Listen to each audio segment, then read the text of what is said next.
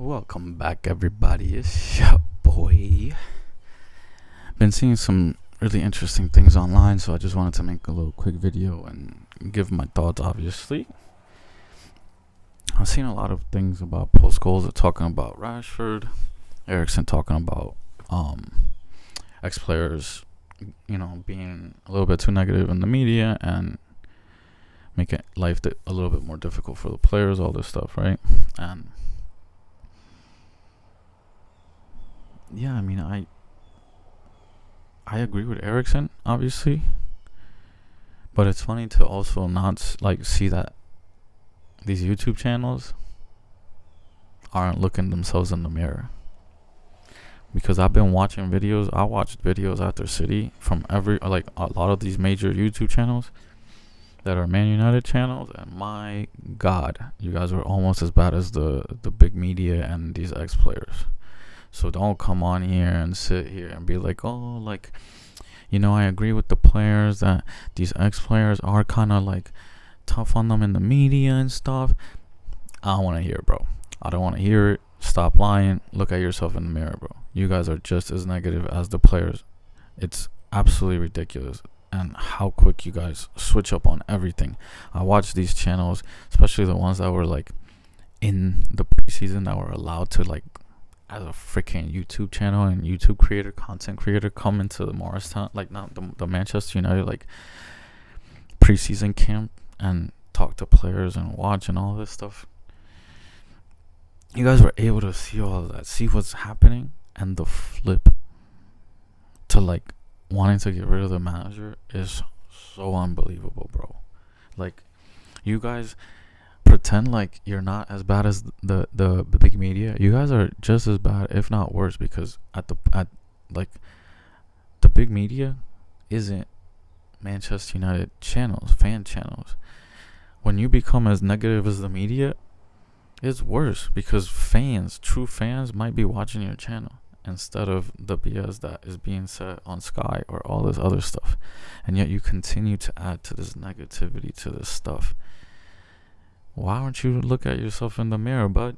Stop agreeing with the players on this. Look at yourself in the mirror. Because you could look at my channel. I haven't been negative towards anything yet. I've been trying to be the only freaking person that's out here trying to stay positive somehow. Not somehow, because there's plenty to still be positive about.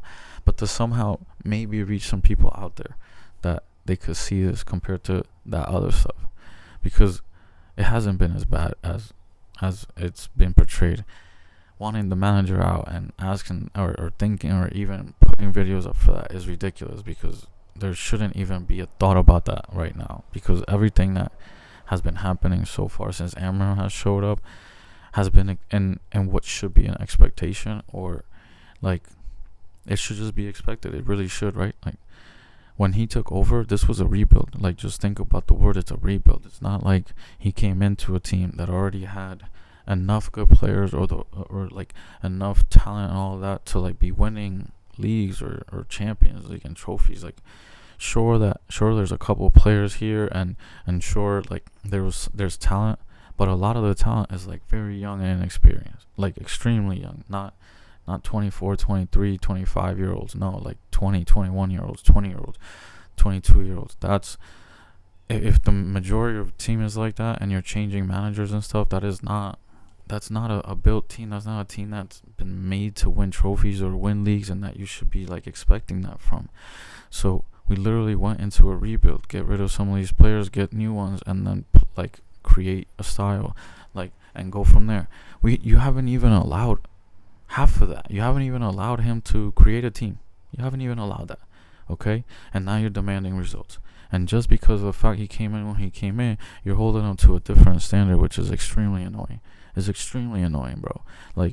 If you look at what managers want to do when they take over a team, is usually in the summer, so that they have time to implement how they want to play, get a couple players that are going to fit their system, and go from there. And then even those managers at first struggle. They have a whole preseason, they get players that are going to fit their system, and then they're still struggling at first and in the league and stuff like that. I mean, you guys were talking about Thomas Frank in Tottenham. He struggled a little bit already. You know, he had a couple of good games, but he's had a couple of bad games, and he was there from the start of preseason, right? And he got players. That's usually how it goes and how it's expected. You're expected to, like, come in, like, create, you know, your culture, your style of play, your ideas, and then go from there. And then what you're supposed to do is improve as the season goes on, and show improvement, show that the players are getting it. And then the next season you get a couple more players, you show even more improvement, and you start getting some results. And then the third year you start, like, demanding results from that team, because now you've, like, built the team. You've had time with that team. Now you can really demand stuff from that team. But the fact that our fans want to demand stuff from our team is ridiculous, bro. You guys are so idiotic, bro. Like idiotic with that. The fact that you're, like, expecting results, or, like, asking for results, bro.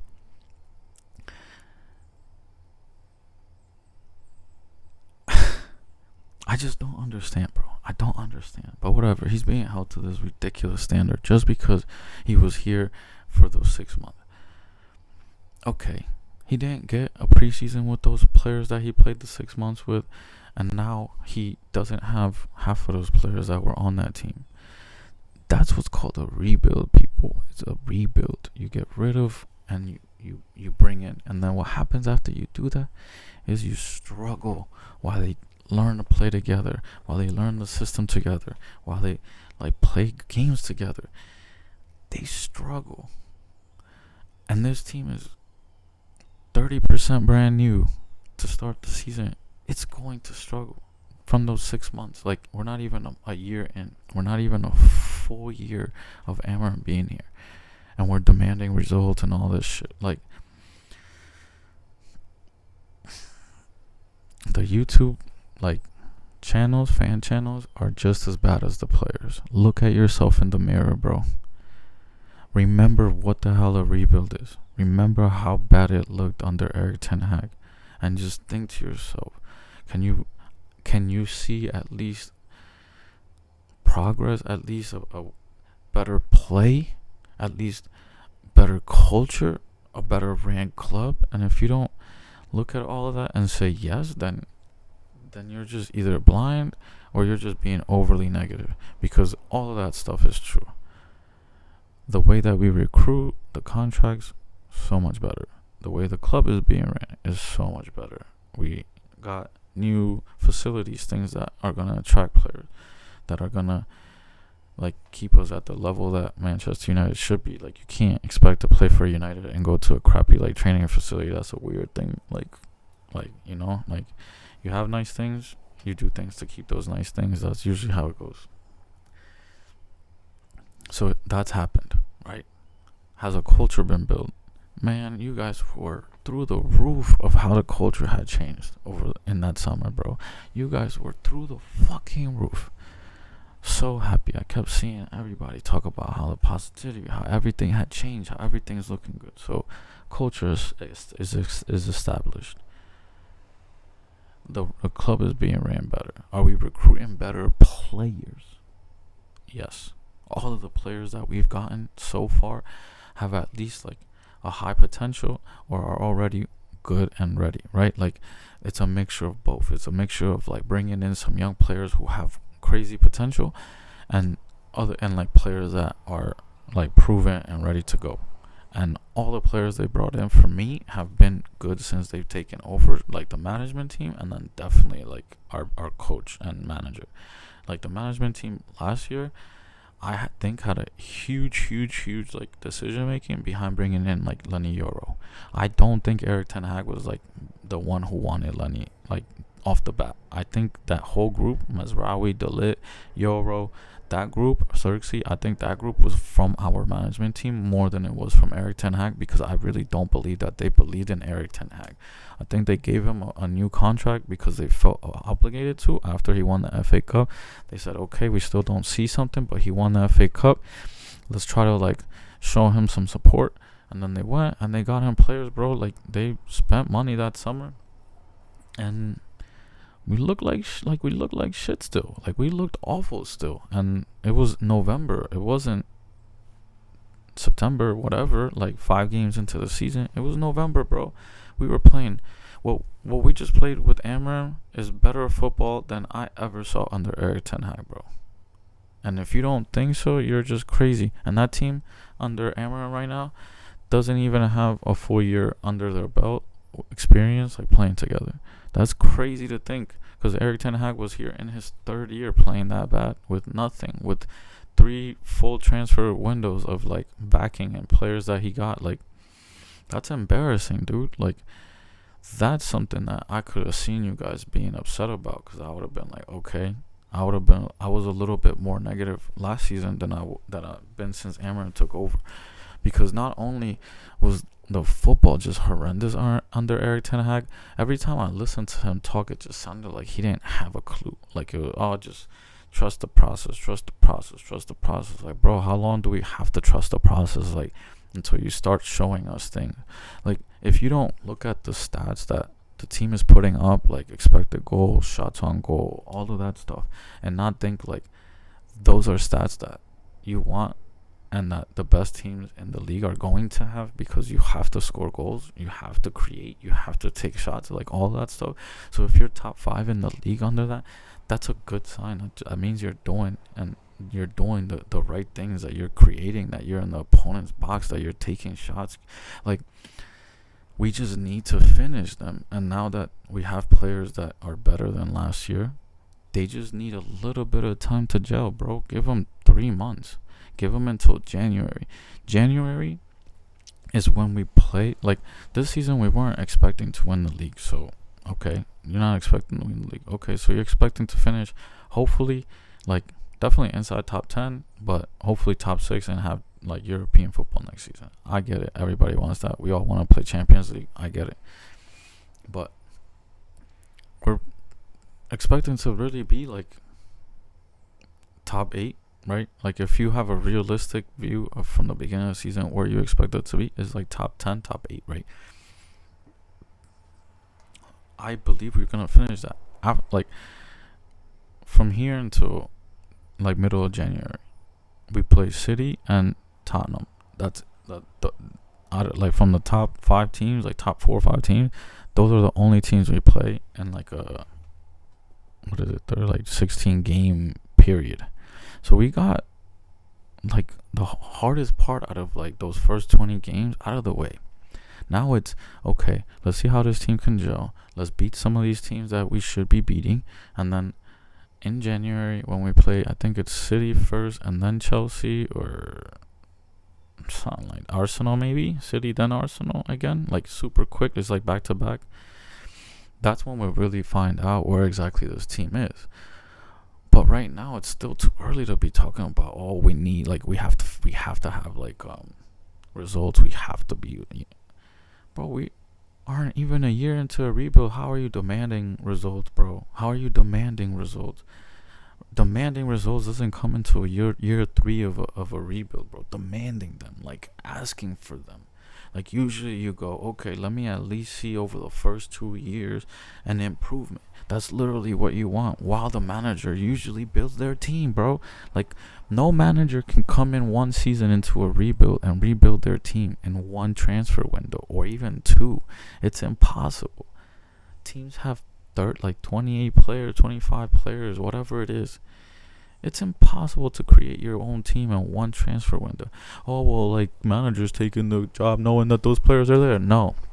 Well, yes, but he's also taking the job of the club, not the players. He's taking he's becoming the manager of Chelsea. He's not saying like, oh, I like those players, I'm gonna go there and like be the manager. No, he's saying, I want to be the manager of this club. And then what they do is they get rid of some players, they get some new ones, they get rid of some the rest of the players get new ones. And that's why that third season for me is the season where you're demanding results, because now you've had 2 full seasons to both bring in and change your squad, show improvement, let them get used to each other, gel, learn the system, and know it as well as they can. And then that third season is when you start demanding results, going into games and demanding wins, bro. But you guys are somehow right now demanding results, and it's not even just against whatever. It's against like Arsenal, Chelsea, Liverpool, fucking Man City. Like, are you guys fucking dumb? Like, how dumb are you, bro? Like, I hate to say that word, but you're just ignorant, maybe. Because bro, there's everything is right there in front of you, and we're playing pretty good. Now, for me, my guy Scholes talking about Rashford, I agree in some of the senses, and some of the senses I don't, right? Because, like, was he ever in a situation where the media and stuff was coming down at him to the same level that they've been doing to Rashford throughout his whole career, pretty much, right? Like, they try to drag him down because he was trying to help, like, feed kids, and, like, what the fuck, like, then he has, like, a rough season. Now everything's just been negative towards him since then. So, like, you've never had that. You've been a quiet guy who people didn't really, like, go after because, one, you were really good, and two, you just didn't put yourself out there enough for people to go after you. Rashford's completely different, bro. Like, he put himself out there, he did things. And to, like, say that, like, oh, I didn't like his attitude and stuff, as if it was just on him, as if it wasn't everything else, then it kind of sucks, right? Because we didn't have a culture under Erik ten Hag, bro. We didn't have anything going. So, like, Rashford was coming here and being like, okay, like, whatever, and then being hated and just getting shitted on. So, like, I know why he was not happy to be here. I'm not gonna, like, be mad at him for that. Like, I'm happy for Rashford, bro. Rashford brought a lot of happy memories to me. I think he's a fantastic player, but we've let him down. We as a club have let him down. We as a fan base have let him down, bro. Like, the attacks were crazy on him, and we didn't back him enough, and I feel bad that we didn't. But to, like, be upset at him or dislike whatever, like, nah, bro. Like, now you're just doing too much. Scholes, you're like getting into this media narrative, like, nah. And then, like, Eriksen's right. So, like, we as fans, you know, YouTube channels, look at yourselves too, bro. Don't just be talking about all this other stuff. Take a look in the mirror, man.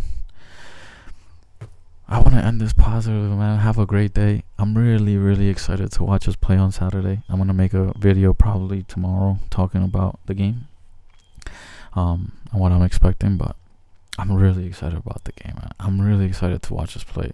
Even going into the Chelsea game, I was excited because we've been playing better this season. Results haven't come, sure, but we've been playing better. At least I'm ready to watch us. Like, I'm excited. I think we're gonna score. I think we're gonna be positive. I think, you know, under Erik ten Hag, I was going into every game like, all right, I guess we'll see what happens today. But whatever. Everyone have a great day, man. Love you guys. If you don't agree, comment. Let me know. Peace.